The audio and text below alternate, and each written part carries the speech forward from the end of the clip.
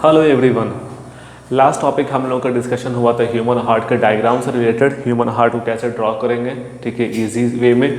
तो अब वो वीडियो अगर आपको नहीं समझ में देखा होगा तो आप पहले उस वीडियो को देख लें। आज हम लोग का टॉपिक होगा इसके पाथवे पे, मैकेनिज्म पे, कैसे ये वर्क करता है और हार्ट को जो है वो ब्लड को कैसे पंप करता है।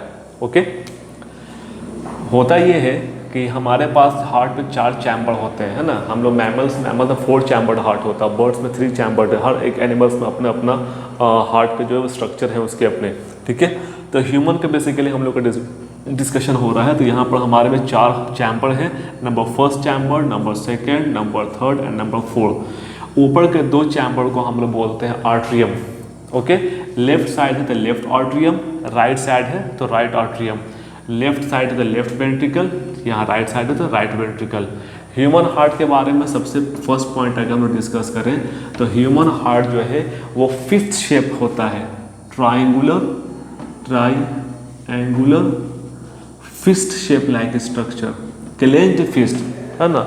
अगर ह्यूमन हार्ट की बात करें तो बंद मुट्ठी के इतना बड़ा ह्यूमन हार्ट होता है जो रफली ट्राइंगुलर होता है, ठीक है।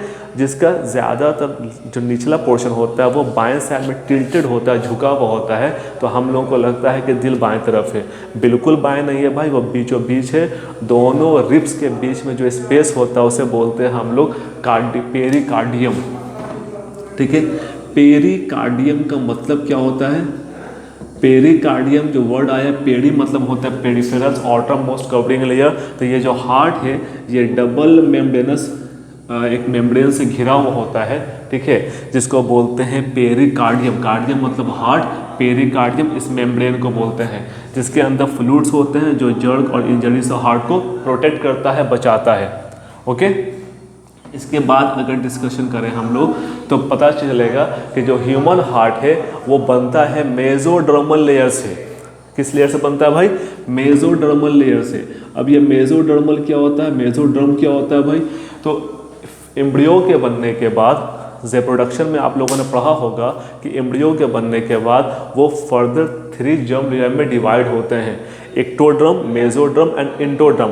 तो मेसोडर्मल लेयर जो है वो ह्यूमन हार्ट को बनाने में हेल्प करता है। अलग अलग बॉडी के जो ऑर्गन्स एक सिंगल जाइगोट से फॉर्म्ड हुआ है, तो इसमें बहुत सारे प्रोसेस है भाई, ठीक है। तो जो आपका ह्यूमन हार्ट है ये मेसोडर्मल लेयर से फॉर्म्ड होता है, बनता है। ये भी आपका 1 वर्ड क्वेश्चंस के लिए हो गया। अगर आपके किसी भी ऑब्जेक्टिव बेस्ड एग्जामिनेशन में, एनटीएससी में, ओलंपियाड में कभी क्वेश्चन पूछेगा तो आप इसको आराम से आंख बंद करके टिक लगा देना कि मेसोडर्मल लेयर से ह्यूमन हार्ट का फॉर्मेशन होता है, बनता है। अब ये इसका पाथवे कैसा होता है भाई? तो लंग्स, इसके जस्ट ऊपर लंग्स से ऑक्सीजनेटेड ब्लड जो है वो पहले पहुंचता है पल्मोनरी वेन से होते हुए, कहाँ भाई? लेफ्ट आर्ट्रियम में, है ना। लेफ्ट आर्ट्रियम में ऑक्सीजनेटेड ब्लड कैरी होता है, ऑक्सीजनेटेड ब्लड कैरी होता है। और ये ऑक्सीजनेटेड ब्लड जो है वो बाइकस्पिड वाल्व के हेल्प से पहुंचता है, कहाँ भाई? लेफ्ट वेंट्रिकल में। ओके, बात सुनना अच्छे से, टफ नहीं है। पल्मोनरी वेन से होते हुए, पल्मोनरी वेन से, पल्मोनरी मतलब लंग्स, है ना। तो लंग्स से होते हुए, वेन से होते हुए यहाँ पर ऑक्सीजनेटेड ब्लड, ऑक्सीजन कैरी वाला ब्लड जो है वो पहुँचता है लेफ्ट आर्ट्रियम में हमारे, और वहाँ से वो नीचे चला जाता है कहाँ? लेफ्ट वेंट्रिकल में। किसके हेल्प से भाई? वॉल्व के हेल्प से, जिस वॉल्व को बोलते हैं बाइकस्पिड वॉल्व। वॉल्व क्या करता है? वॉल्व ब्लड को बैकफ्लो से बचाता है, ताकि ब्लड वापस फिर से पुराने तरफ नहीं आ जाए, ऊपर की तरफ ना आ जाए, वो यूनि डायरेक्शनल मूवमेंट ही करे, ऊपर से नीचे की तरफ ही सिर्फ आए, नीचे से ऊपर नहीं जाए, नहीं तो कन्फ्यूज्ड हो जाएगा वहाँ ब्लड, ठीक है ना। ये ऑर्गन्स कन्फ्यूज्ड हो जाएंगे कि इसको कहाँ ले जाना है। तो नेचर ने एक ऐसा सिस्टम रखा है कि जहाँ पर हार्ट में हमारे यूनि डायरेक्शनल है वहाँ पर वॉल्व लगा दिया कि बैकफ्लो से वो बचाए हमारे हार्ट को। तो लेफ्ट आर्ट्रियम से ऑक्सीजनेटेड ब्लड पहुंच गया लेफ्ट वेंट्रिकल में। अब लेफ्ट वेंट्रिकल से इस पाइप की हेल्प से, सेमी ल्यूनर वॉल्व की हेल्प से, ये एस शेप जो लगता है, ओर्टा जिसको बोलते हैं, मेन आर्टरीज, इससे होते हुए कहाँ चला जाता है? बॉडी में। जैसे बॉडी में पहुंचता है आर्टरीज और वेन्स, आर्टरीज उसको कैरी करके हर एक सेल तक पहुंचाते हैं, ठीक है। सेल में रिस्पायरेशन प्रोसेस होता है, रिस्पायरेशन के बाद जो प्रोडक्ट होते हैं वो CO2 गैस प्लस एनर्जी बनता है।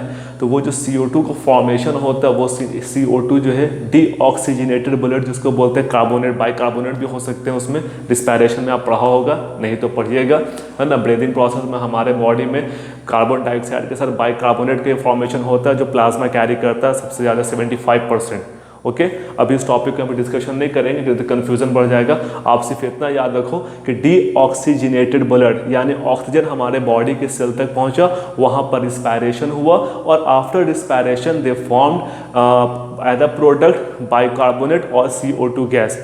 ठीक है, अब वो कहाँ आएगा? हमारे वेना कावा की हेल्प से। अगर नीचे के बॉडी से आ रहा है ह्यूमन हार्ट तक तो they carry through the inferior vena cava, और अगर अपर बॉडी से, ब्रेन से या अपर बॉडी से आ रहा है तो that is from the superior vena cava. Yes, तो वेना कावा की हेल्प से कहाँ पहुँच रहा है? ये पहुँचता है हमारे राइट आर्ट्रियम में, यहाँ पहुँच रहा है।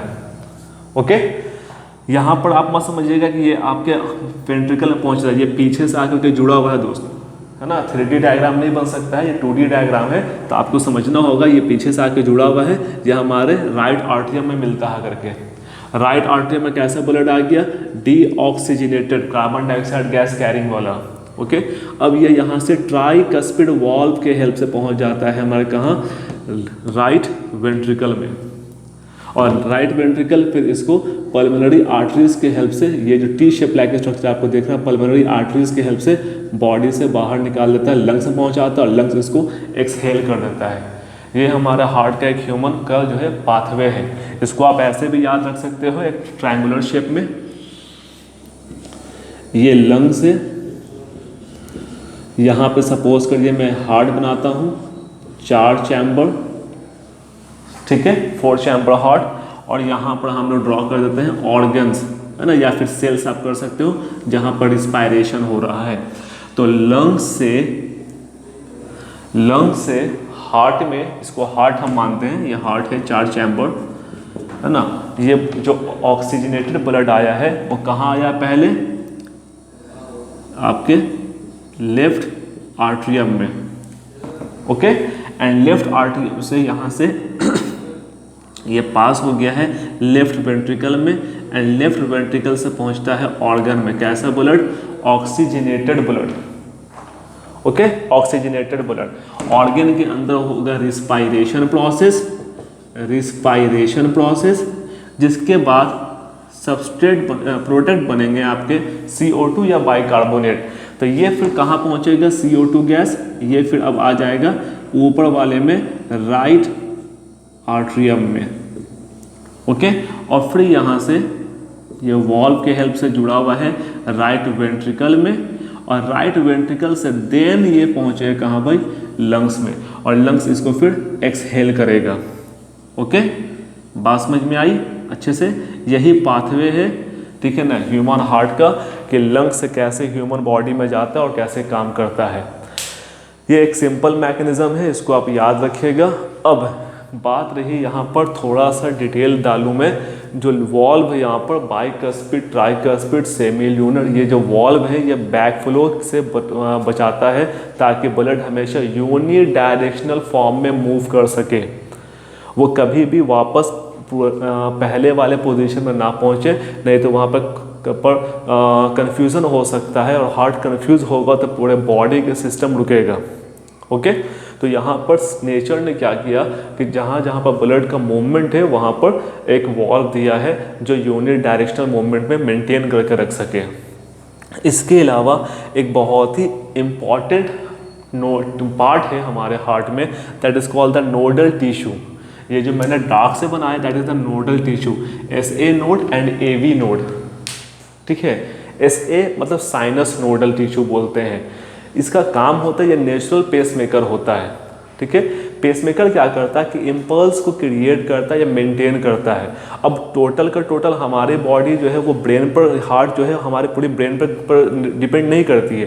कहीं ब्रेन कंफ्यूज कर जाएगा, बोलेगा इम्पल्सेस को कि अभी मत कॉन्ट्रैक्ट करो, रिलैक्स करो, यानी जो पंपिंग होती है तो पूरे बॉडी का सिस्टम रुक जाएगा क्योंकि ब्लड सही से पहुँच नहीं पाएगा, रिस्पायरेशन रेट स्लो हो जाएगी, एनर्जी नहीं बनेगा, बॉडी ख़त्म हो जाएगी।